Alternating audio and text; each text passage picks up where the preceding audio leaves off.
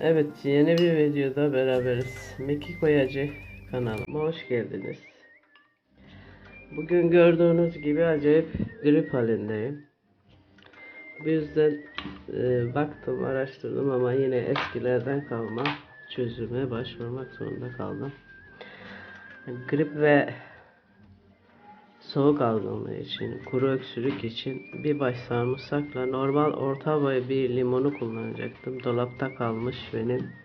Biraz küçüldüler ama iki tane küçük boy limon kullanacağım. Kullandığın anda etkisini gösteriyor. Yani mideden rahatsız olmayanlar için birebir çözüm. Öksürüğü hemen kesiyor ve kesin çözüm olarak tedavi ediyor. Yani geçici bir rahatlama için değil, tamamen kaldırıyor ve tekrarlamıyor. Evet, sarımsaklarımı soyarak başlayacağım.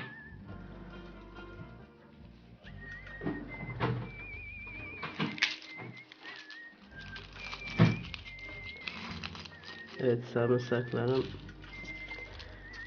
yerinden bizzat gelmiş güzel sarımsaklar.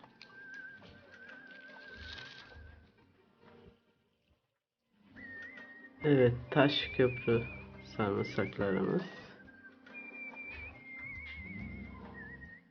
Bunları söyleyeceğim. Videoyu uzatmamak için durdurayım ben bunu. Evet, sarımsaklarımı soydum. Sarımsak rendesi var ancak ben bunu kullanmayacağım. E, Daha farklı plastikten yapılmış ama sağlam.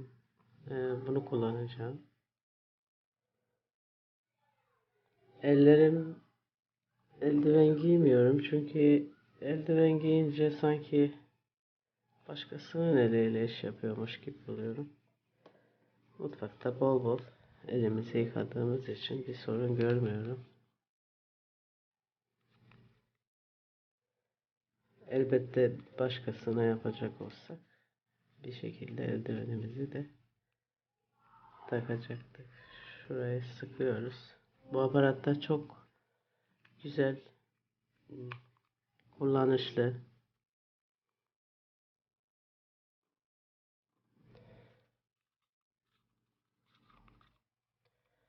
Bir daha sıktıktan sonra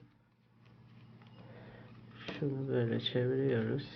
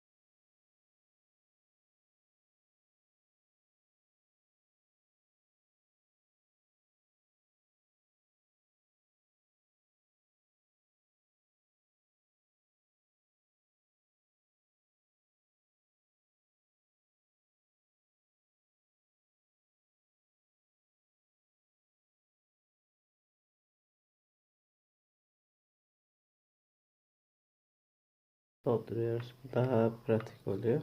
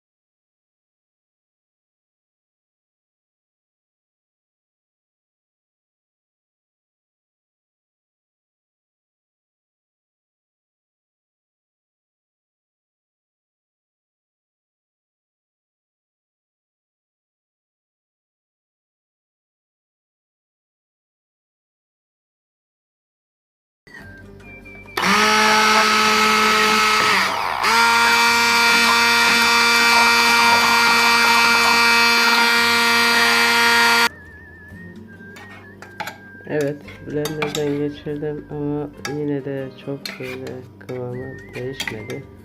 Bunu biraz yırtmak zor. Bunun yeme şeyi bu şekilde.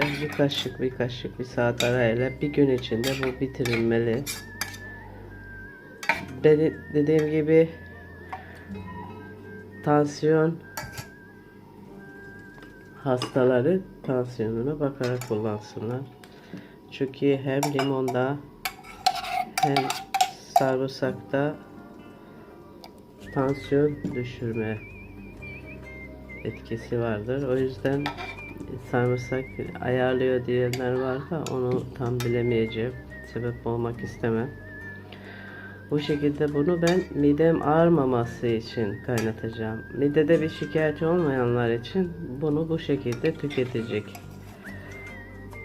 Çorba kaşığıyla birer kaşık yutulacak. Bir saat arayla 2 saat akşam gün boyunca bu bitmiş olacak. Kullandığı andan itibaren etkisi görünüyor. Hemen öksürükler kesiliyor ve kendini daha iyi hissetmeye başlıyor. Bir gün içinde tamamen yok oluyor. Bunu bizzat ben kendim daha önce deneyimledim. Ancak benim midem çok ağırdı. Gaviscon veya Renni hazır bulundurmak lazım. Bunu yuttuktan sonra hemen onu çiğnemek lazım. Yoksa midede ağrı yapıyor. Bayağı sancı şeklinde ağrı yapabiliyor. Midede şikayeti olanlar için ben çocuklara dahi vermişim. Hiçbir şekilde midede şikayeti olmayanlar bir rahatsızlık vermiyor. Ben şimdi bunu kaynatıp o şekilde kullanacağım. Evet, ocağa koydum. Bir taşla kaynatacağım. Böyle dakikalarca kaynatacağım. Şu an kaynadı. Bunu söndürüyorum.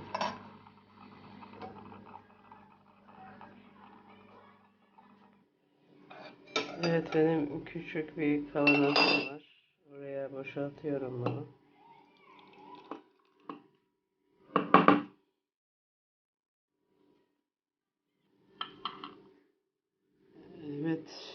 Bu şekilde soğumasını bekliyorum. Kapağını kapatmıyorum tamamen, bu şekilde hava alacak şekilde. Soğuduktan sonra kapağını kapatacağım. Kullanmaya başlayacağız. Umarım faydalı olur. Tekrar söylüyorum, mideniz ağrabilir. Onun için tedbir alın. Tansiyon hastasıysanız dikkatli kullanın. İzlediğiniz için teşekkür ederim. Sağlıklı şifalar dilerim. Yeni videolarda buluşmak üzere. Hoşça kalın. Rabbime emanet olun.